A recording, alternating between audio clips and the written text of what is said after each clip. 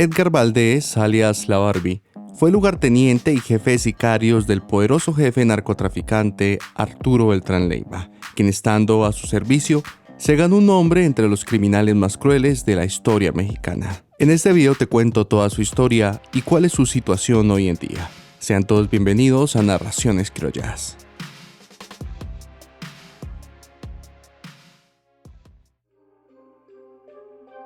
Edgar Valdez Villarreal nació en Laredo, Texas, Estados Unidos, el 11 de agosto de 1973, en el seno de una familia de bajos recursos integrada por sus padres y 8 hermanos más. Desde joven destacó como un jugador estrella de fútbol americano, en donde se cree que por parte del entrenador recibió el apodo que llevaría consigo en su carrera criminal, La Barbie, por sus facciones similares a Ken, de la muñeca Barbie, aunque los orígenes de este alias tienden a variar según otros investigadores.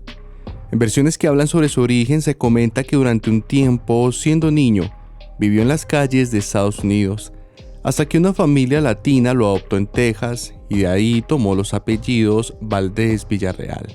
Pero él apenas entraba a la adolescencia, comenzó a causar serios problemas formando parte de pandillas juveniles.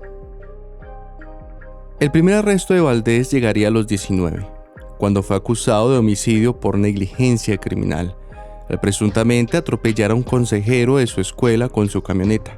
Sumado a esto, inició sus andanzas en el tráfico de marihuana en las calles de Laredo, aun cuando cursaba la secundaria. En esto su padre le ofreció pagarle a la universidad, pero este lo rechazó para centrarse en la distribución del estupefaciente, el cual a fin de cuentas lo llevaría a ser arrestado en su país por posesión de droga, siendo sentenciado a pagar 7 años de cárcel, pero en este sentido la fortuna estaría de su lado y sería puesto en libertad bajo prueba. 2 años después sería nuevamente arrestado por manejar en exceso de velocidad bajo la influencia de drogas, pero tampoco fue sancionado. A los 24 le acusaron otra vez por posesión de marihuana y a pesar de la orden de arresto, nunca se efectuó. En unas versiones se dice que sus padres, para evitar que lo encarcelaran, lo mandaron con unos parientes políticos a México, pero que tampoco le pudieron controlar. Otra versión dice que él escapó por cuenta propia a Nuevo Laredo, un estado ubicado en la franja fronteriza, y allí en ese lugar continuó su carrera criminal, y en poco tiempo se dio con el tráfico de cocaína, pero en este comenzó a tener conflictos con el grupo que controlaba la plaza, los Zetas.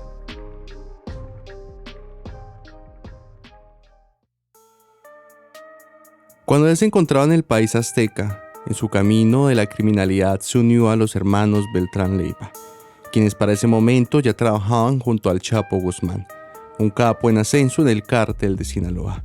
Acá las versiones de cómo conoció a Arturo Beltrán sí llegan a variar, ya que una versión comenta que Beltrán se conoció con Valdez en una fiesta, en donde le gustó unas ideas que la Barbie le dio a Arturo para el manejo de la organización.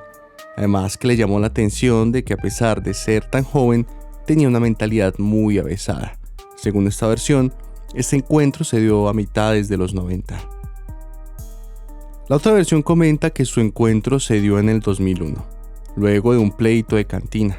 En este se cuenta que la Barbie, estando en una discoteca, se peleó con un sicario de los Beltrán por una mujer. Y esta paliza que le propinó fue tal que en vez de asesinarlo, el jefe del derrotado lo buscó y lo contrató para sus filas como gatillero. Trabajando para Marcos Arturo, la Barbie llegó a tener una estrecha amistad con él, tanto así que para el 2002 este ya había ascendido varios escalafones por sus conexiones en los Estados Unidos y su capacidad para reclutar policías y militares, además de convertirse en un representante de Arturo en las reuniones importantes como su jefe de sicarios. Valdez, como hombre de confianza de Beltrán, se encargaba de recolectar las ganancias de los jefes de plazas de su grupo criminal. Además que en las guerras y peleas que tenían sus jefes, la Barbie asesinó, torturó y grabó en video a sus rivales, una práctica en la cual fue pionero y después se convirtió en estándar de la cotidianidad criminal en el país azteca.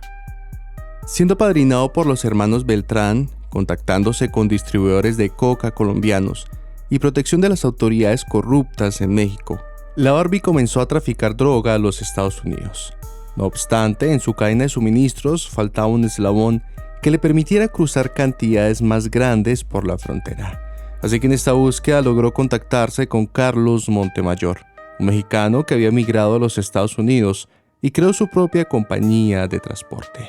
La Barbie con Montemayor encontró la oportunidad de traficar hasta 120 kilos de coca por viaje.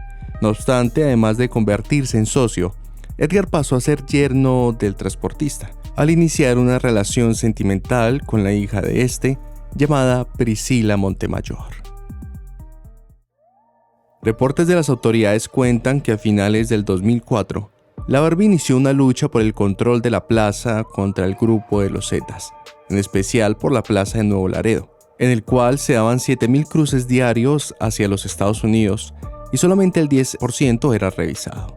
En estos informes, inteligencia afirmó que Valdés era una pieza clave en las batallas, además de librar una pelea por el control del puerto de Acapulco con grandes éxitos. En estas peleas se creó una unidad paramilitar al servicio de los Beltrán, llamada Los Negros, creados para hacer frente a las peleas que tuvieran con otros cárteles. Aunque después de la ruptura del cártel de los hermanos Beltrán con el cártel de Sinaloa, por traición del Chapo Guzmán hacia estos, los Negros se harían con el cártel del Golfo y los Zetas. Este grupo criminal era dirigido por la Barbie, pero también era supervisado por los hermanos Sánchez en México, y empleaban bandas criminales como la Mexican Mafia y la MC-13 para llevar a cabo actos de sicariato y otras actividades criminales ilegales.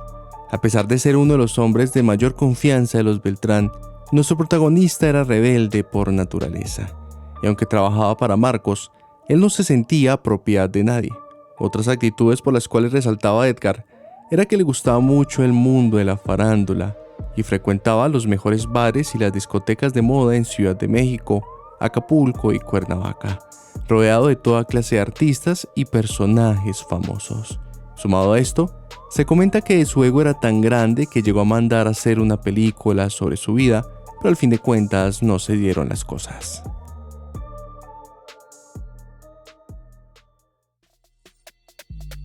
En diciembre del 2009 se haría la muerte de Arturo Beltrán, el jefe de jefes.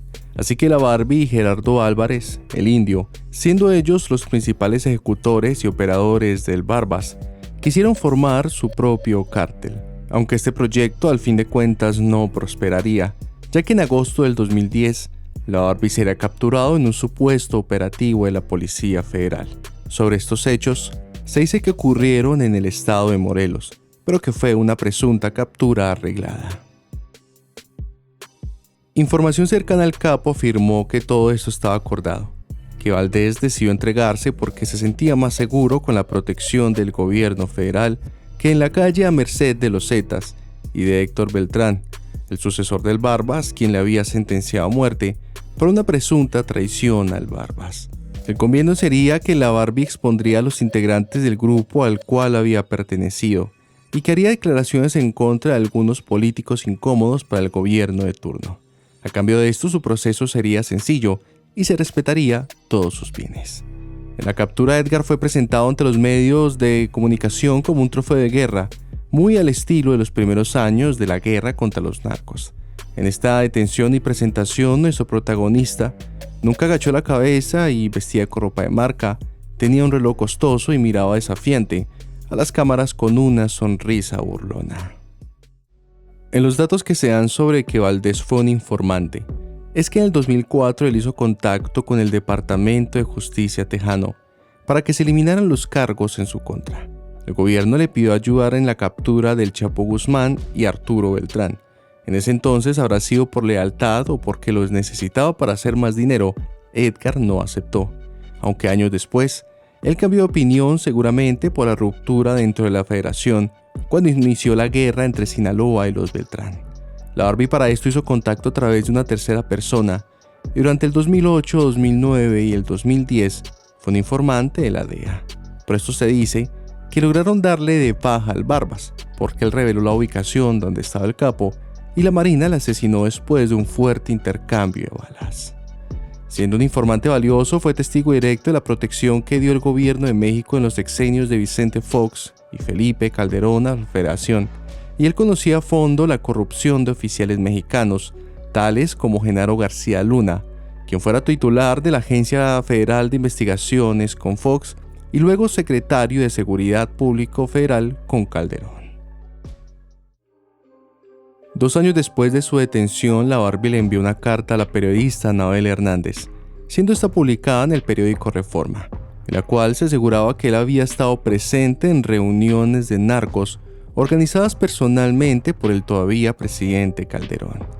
En la carta comentó que su detención fue el resultado de una persecución por parte de Calderón, quien había instaurado un acosamiento en contra de él. Continuando con la información, afirmó que él se había negado a formar parte de un acuerdo que el presidente deseaba tener con todos los grupos de la delincuencia organizada.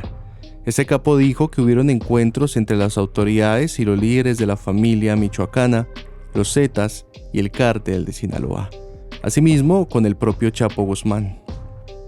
Sobre esto último, Jesús Rey Zambada, hermano del Mayo Zambada, hizo los mismos señalamientos años más adelante sobre supuestos lazos y pago de sobornos entre el gobierno y los narcotraficantes ante cortes estadounidenses.